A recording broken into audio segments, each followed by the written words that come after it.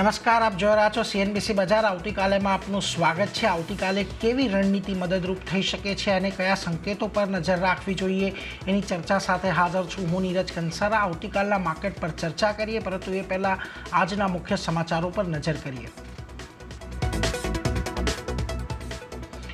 શરૂઆતી ઘટાડા બાદ બજારમાં આજે આવી શાનદાર રિકવરી। 8 દિવસના ઘટાડા બાદ સેન્સેક્સ નિફ્ટી લીલા નિશાનમાં બંધ। નિફ્ટી લગભગ 250 પોઈન્ટ સુધરીને 22,950ને પાર બંધ। મિડ કેપ ઇન્ડેક્સ નીચેથી લગભગ 1400 પોઈન્ટ જેટલો સુધરીને બંધ થયો। ખરાબ માર્કેટમાં ફાર્મા સેક્ટર બન્યું ડિફેન્સિવ સેક્ટર। નિફ્ટી ફાર્મા ઇન્ડેક્સમાં આવી 1.25% તેજી। ત્યાં જ ઓટો, આઈટી અને રિયલ્ટી શેર્સમાં વેચવાલી સાથેનો કારોબાર। બીજી તરફ સરકારી બેંક એનબીએફસીઝમાં પણ જોવા મળી નીચલા સ્તરેથી રિકવરી। એમએનએમની ઇલેક્ટ્રિક XEV9e અને BE6ના બમ્પર બુકિંગ બાદ પણ એમએનએમમાં નેગેટિવ એક્શન। શેર 3.5% ઘટીને બન્યો નિફ્ટીનો ટોપ લૂઝર, પરંતુ શેર પર બ્રોકરેજ બુલિશ। નોમુરા અને સિટીએ આપ્યા લગભગ 3700ના લક્ષ્ય। સારા પરિણામ બાદ જીએસકે ફાર્મામાં જોરદાર એક્શન। શેરમાં લાગી 20%ની અપર સર્કિટ। ત્રીજા ત્રિમાસિકમાં કંપનીનો નફો 35% અને આવક 18% વધી। માર્જિનમાં પણ ઉછાળો। તો સારા પરિણામ બાદ ગ્લેનમાર્ક ફાર્મામાં આવી સારી ખરીદદારી।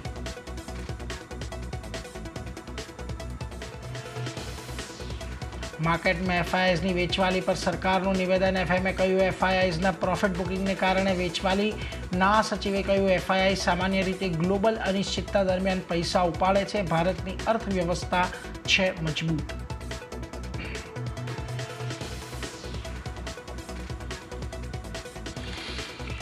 તો જુઓ, આજનો દિવસ સપ્તાહનો પહેલો દિવસ થોડો પોઝિટિવ રહ્યો છે બજારની દ્રષ્ટિએ। ગયા અઠવાડિયે આપણે એક બહુ મોટી વેચવાલી ખાસ કરીને જોઈ હતી। ન માત્ર ગયા અઠવાડિયે, પરંતુ છેલ્લા 8 સત્ર આપણે સતત એક ઘટાડા તરફી કારોબારના બજારની અંદર વિટનેસ કર્યા છે। અને આજના દિવસે જે હાલના લો બન્યા હતા એ લોની નીચે પણ બજાર આજે શરૂઆતી કારોબારમાં જતું દેખાયું। લગભગ 22,725ના લો આજે નિફ્ટીની અંદર બન્યા, પરંતુ ત્યાંથી ફરી એક વખત રિકવરી આવી અને આજે આપણે 22,950ને પાર બંધ થયા છીએ। નિફ્ટી બેંકની અંદર પણ આજના દિવસે તમને 48,525ના લેવલની આજુબાજુથી એક સારી ખરીદદારી આવતી જોવા મળી। મિડ કેપ પણ આજે ખાસી એવી રિકવરી 1400 પોઈન્ટની રિકવરી દર્શાવી છે। મિડ કેપે આજે અહીંયા પણ તમને 48,503ના લો બન્યા, ત્યાંથી ઓલમોસ્ટ 49,900 પર તમને બંધ થતો દેખાયો છે। એટલે એક બ્રોડ બેઝ રિકવરી આજે આપણને અહીંયાથી આવતી જોવા મળી। અને એમાં પણ ખાસ કરીને તમને ફાર્મા સેક્ટર છે કે ખાસ કરીને આઈટીમાં આજે ઘટાડો તો ફાર્મા સેક્ટર છે કે સરકારી કંપનીઓ છે, એ બધામાં આજે એક સારી ખરીદદારી તમને જોવા મળી।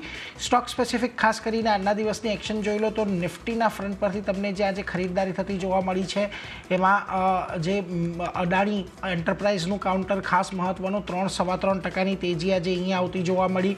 બજાજ ફિન્સર્વ, ઇન્ડસઇન્ડ બેંક, પાવર ગ્રીડ જેવા કાઉન્ટર રહ્યા કે જ્યાં આજના દિવસે તમને ખરીદદારી આવતી જોવા મળી। પરંતુ જ્યારે ઘટાડો રહ્યો એમાં ખાસ કરીને એમએનએમનું કાઉન્ટર રહ્યું, લગભગ 4.5%નો ઘટાડો આવ્યો। ભારતીય એરટેલ, વિપ્રો, ટીસીએસ, ઇન્ફોસિસ જેવા કાઉન્ટર પણ આજના દિવસે ઘટીને બંધ થયા છે। આ ઉપરાંત બ્રોડર માર્કેટમાં જો તમને ફાર્મા સ્ટોક્સની અંદર સારી એવી તેજી જોવા મળી। Piramal Pharma, Glenmark Pharma, Jubilant Pharma, Aurobindo ફાર્મામાં એક સારી તેજી જોવા મળી। અને પરિણામના આધારે આજે તમને જ્યાં એક્શન જોવા મળી એમાં ખાસ કરીને જીએસકે ફાર્માનો સમાવેશ થાય છે। પરિણામ બાદ આજે સ્ટોક સારો એવો તેજી તમને દર્શાવતો દેખાડ્યો, પરંતુ મોટેભાગે અન્ય જે સ્ટોક રહ્યા, દાખલા તરીકે ઝેનટેક, બોરોસિલ, રિન્યુએબલ, રેટ ગેઇન, અહીંયા આજે પરિણામની ખરાબ અસર આવતી જોવા મળી। ને બધી 3 સ્ટોકની અંદર વેચવાલી આજના દિવસે જોવા મળી છે। પરંતુ આગળ વધીને આવતીકાલના બજારની ચર્ચા કરીને આગળ વધારીએ। આપણી સાથે આવતીકાલની બજાર પર ચર્ચા કરવા માટે યજ્ઞેશપટેલ.inના યજ્ઞેશ પટેલ જોડાઈ ગયા છે। યજ્ઞેશજી, સ્વાગત આપનું સીએનબીસી બજારમાં। અને જુઓ, છેલ્લા 8-9 દિવસની વાત કરીએ તો લગભગ અને છેલ્લા થોડા દિવસની વાત કરીએ તો ચોથી વખત એવું બન્યું છે કે 22,800ના સ્તરને નિફ્ટીએ ડિફેન્ડ કર્યું છે।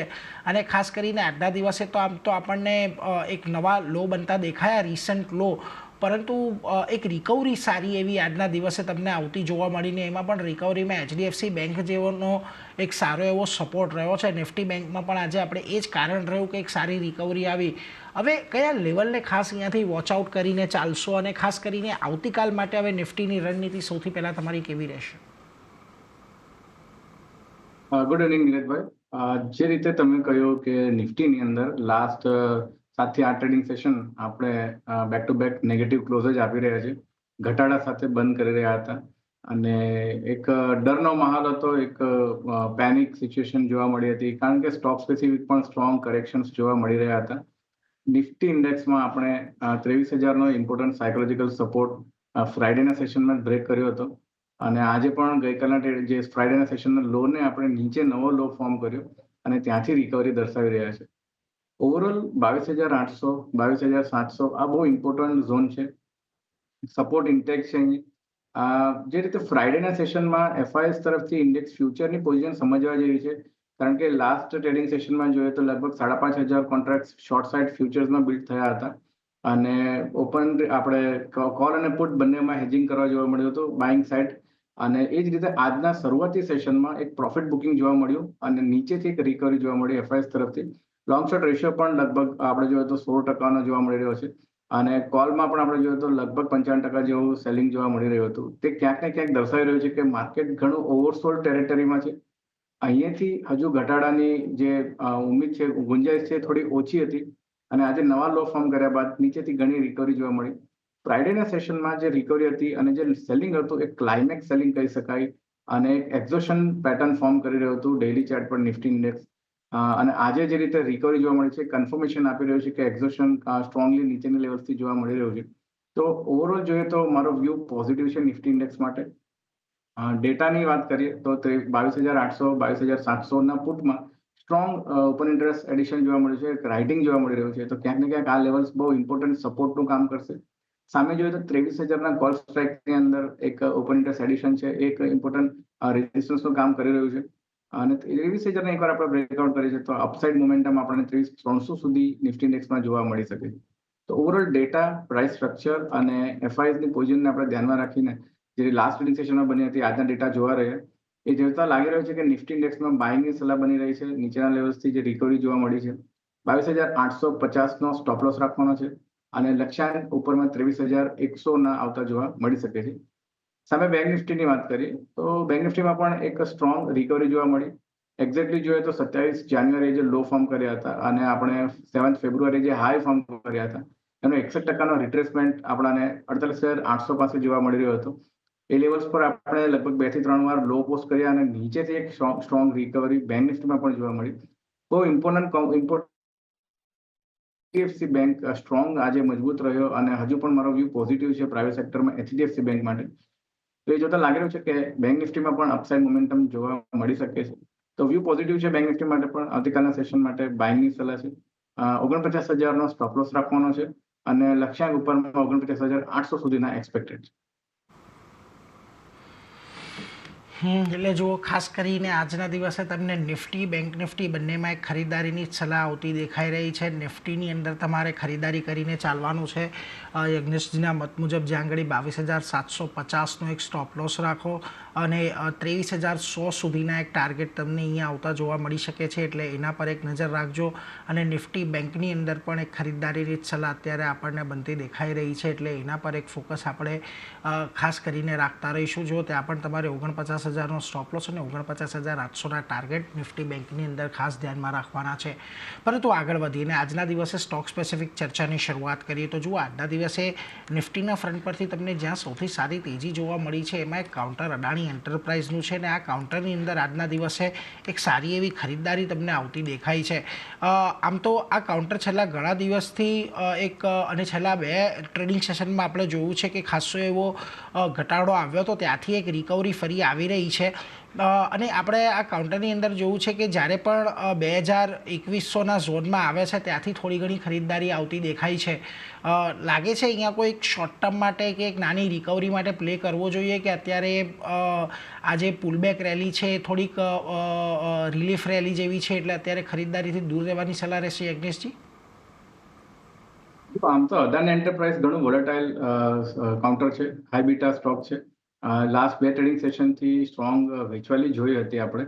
અને તમે કહ્યું એ પ્રમાણે નીચેમાં 2100-2000 લેવલ્સથી એક નીચેથી બાઇંગ આપણને જોવા મળી રહ્યું છે.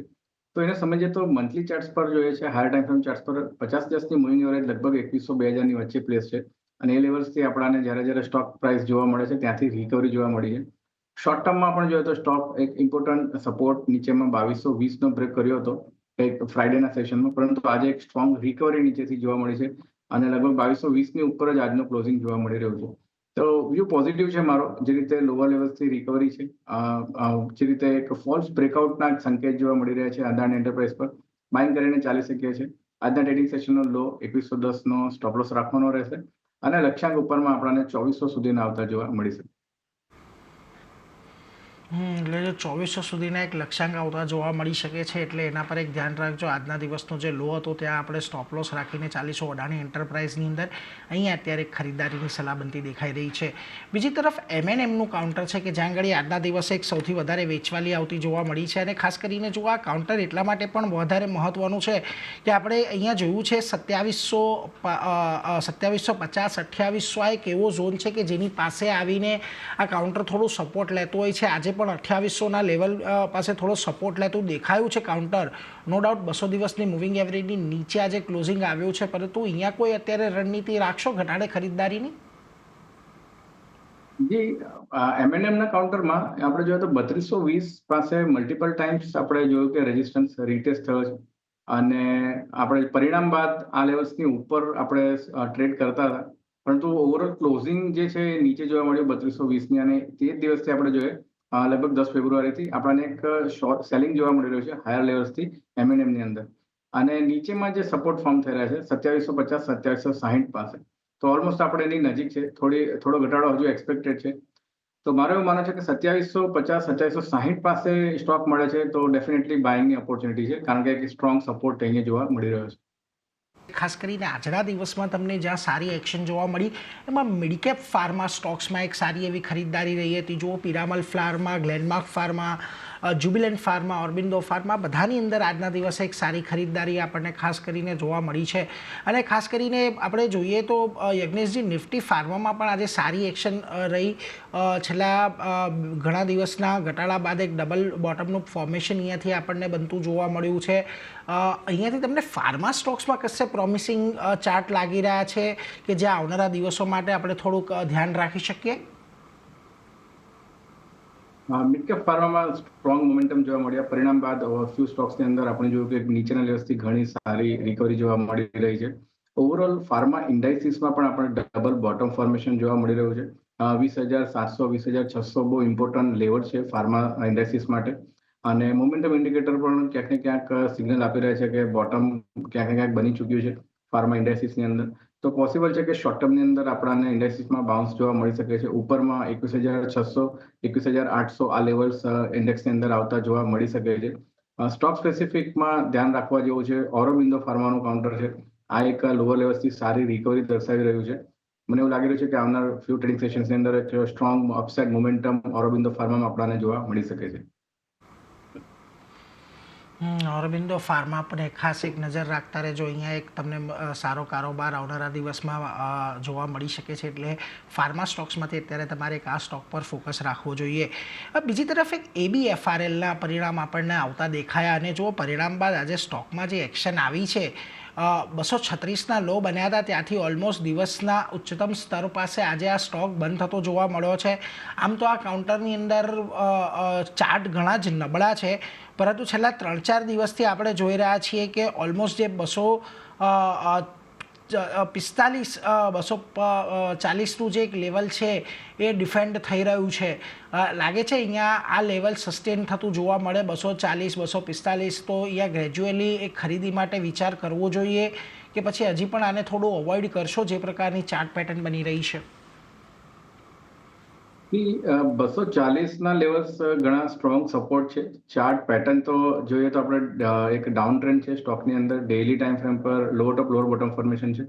50 દિવસની મૂવિંગ એવરેજ પર જ્યારે સ્ટોક ગયો છે ત્યાંથી વેચવાલી જ જોવા મળે છે અને હાલે 50ની મૂવિંગ એવરેજ ઘણી દૂર છે સ્ટોક પ્રાઇસથી, એટલે ક્યાંક ને ક્યાંક એક બાઉન્સ એક્સપેક્ટેડ છે. કારણ કે નીચે જોઈએ તો 240 પાસે મલ્ટિપલ ટાઈમ સપોર્ટ લીધો છે અને આજે લો નીચે પોસ્ટ કર્યો છે 236 અને ક્લોઝિંગ આપણે જોઈએ તો લગભગ 255 નો આપ્યું છે. તો 240 ના લેવલ્સને એને સસ્ટેન કર્યું છે અને એક સપોર્ટ ઇન્ટેક અહીં જોવા મળી રહ્યો છે. સારા વોલ્યુમ્સ બિલ્ડ થયા છે. તો મારું એવું માનવું છે કે એબીએફઆરએલમાં અહીંયાથી શોર્ટ ટર્મમાં એક બાઉન્સ ડેફિનેટલી જોવા મળી શકે છે. પરંતુ ઓવરઓલ સ્ટોક પોઝિશનલ બેસિસ પર બહુ પ્રોમિસિંગ નથી લાગી રહ્યો. તો અત્યારે તો બાઇંગની કોઈ સલાહ નથી.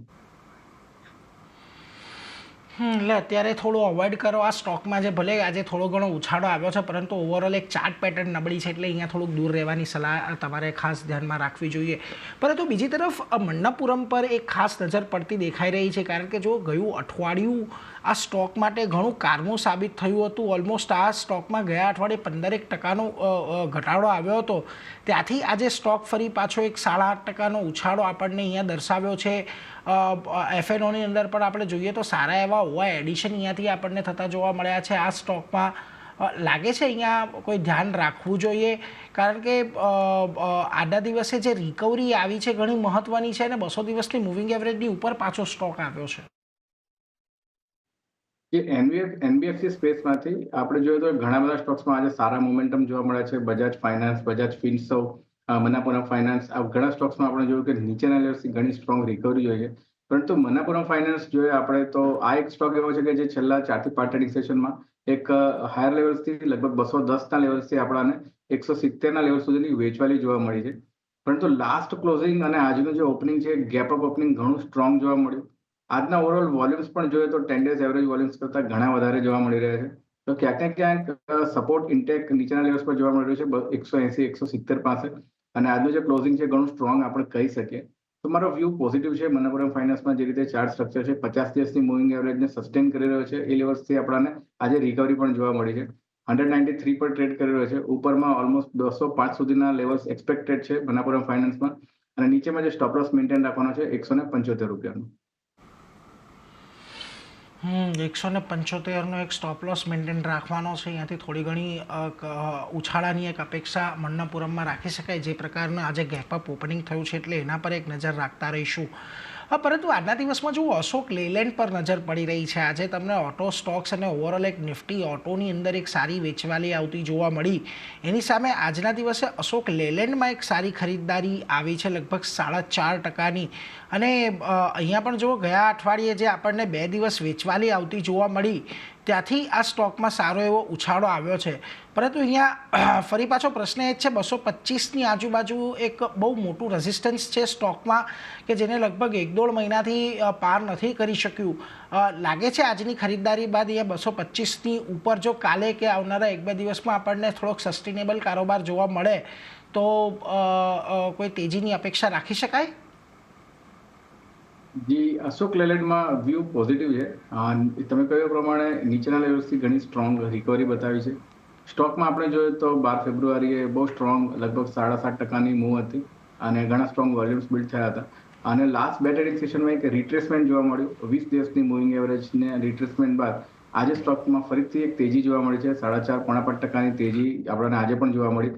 વોલ્યુમ્સ ઘણા સ્ટ્રોંગ બિલ્ડ થતા જોવા મળે છે. એફએનઓમાં પણ જોઈએ તો open interest long side built-up strongly જોવા મળી રહ્યું છે. તો જે રીતે અધર સ્ટોક્સને કમ્પેર કરે છે અને નિફ્ટી ઇન્ડેક્સ સાથે અશોક લેલેન્ડને આપણે કમ્પેર કરીએ છીએ તો રિલેટિવ સ્ટ્રેન્થમાં સ્ટોક ઘણો મજબૂત જણાઈ રહ્યો છે. ઇન્ડાઇસિસ બેસિસ પર પણ આપણે જોઈએ તો રિલેટિવ સ્ટ્રેન્થ ઘણી મજબૂત જણાઈ રહી છે. તો વ્યૂ પોઝિટિવ છે અશોક લેલેન્ડમાં. 223ના લેવલ્સ પર ક્લોઝિંગ છે. કોઈ ઘટાડો આવે છે નીચેમાં 220-218 તો પણ પોઝિશન નવી એડ કરી શકીએ છીએ આપણે. ઇવેન્ચ્યુઅલી સ્ટોકની અંદર ઉપરમાં 240 સુધીના લેવલ્સ આપણને આવતા જોવા મળી શકે છે, અને એમાં સ્ટોપ લોસ જે મેન્ટેન રાખવાનો છે 210 રૂપિયાનો. ઘટાડે ખરીદદારી કરો, 210નો સ્ટોપ લોસ રાખો. 240 સુધીના લેવલ તમને અશોક લેલેન્ડની અંદર આવતા જોવા મળી શકે છે, એટલે એના પર એક નજર રાખીશું.